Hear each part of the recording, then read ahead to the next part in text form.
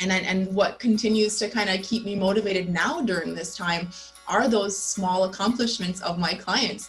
When I suggest to clients the schedule stuff and we work closely on some of the mindfulness aspects or, the cognitive restructuring pieces, and they actually implement them because they're home and have time to see the tremendous gains and the satisfaction and happiness return to their lives, the elimination of suicidal thoughts, all of these things, reassurance that yes, absolutely, we're still here. We're more than happy to work with you. It's a little bit changed as opposed to how it was before, but we're absolutely still here. So I think being able to be that hope for people is still absolutely my driving force. There aren't any exceptions.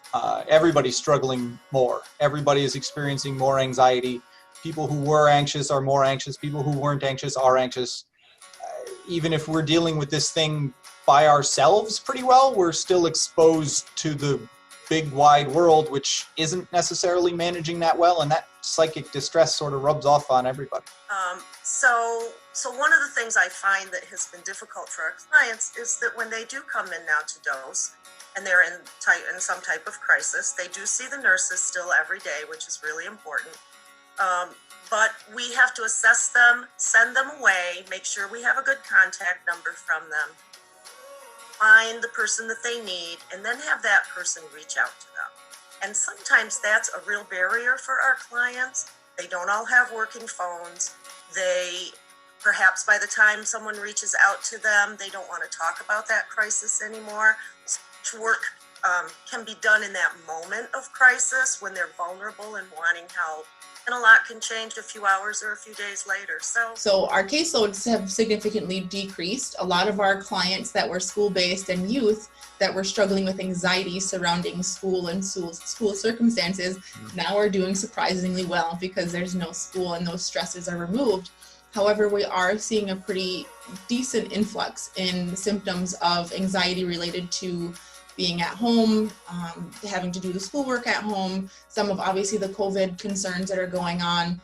Sometimes if there already was family conflict and issues that were stressors before, those are even exacerbated now. So those are kind of what we're seeing the typical influx in at this point.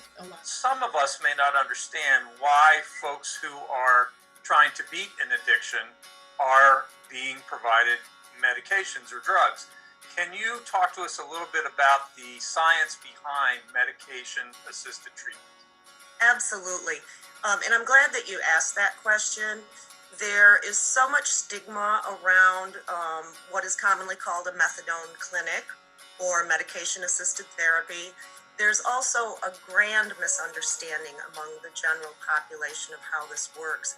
So the way that this works is that when someone has been addicted for a long time, the opioid receptors in the brain have actually been altered and will not go back on their own to what they were before this client was addicted.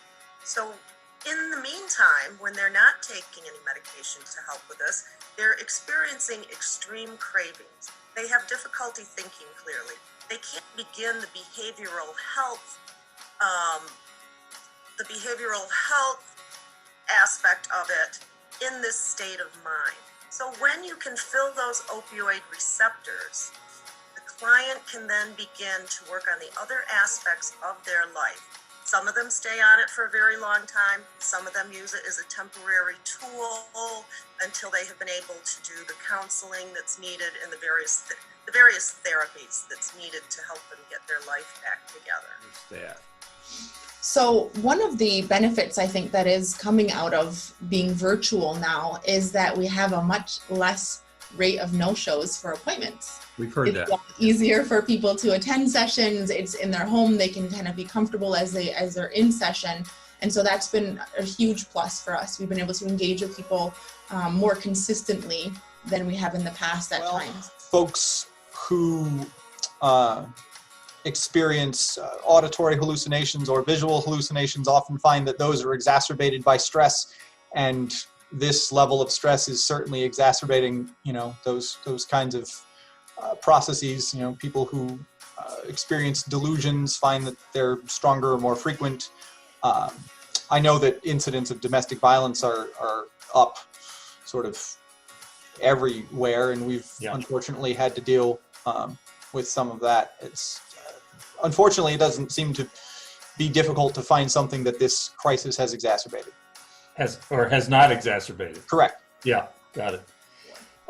No hugging. No hugging.